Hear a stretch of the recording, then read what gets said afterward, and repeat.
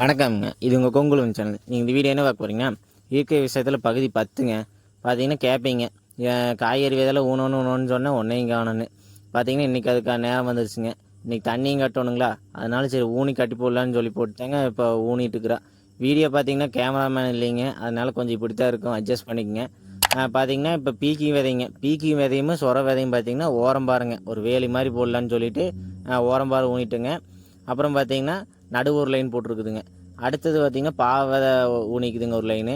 அடுத்து குட்டைப்பீர்க்க நாட்டு விதை வாங்கிட்டு வந்தோம்லங்க, அது ஒரு லைன் ஊனிக்குதுங்க. அப்புறம் பார்த்திங்கன்னா வெண்டைக்காய் ஒரு 2 லைன் ஊனிக்குதுங்க. அப்புறம் பார்த்திங்கன்னா இந்த மக்காச்சோளங்க, சிவப்பு மக்காச்சோளம், அது நாட்டு விதைன்னு சொல்லி வாங்கிட்டு வந்ததுங்க.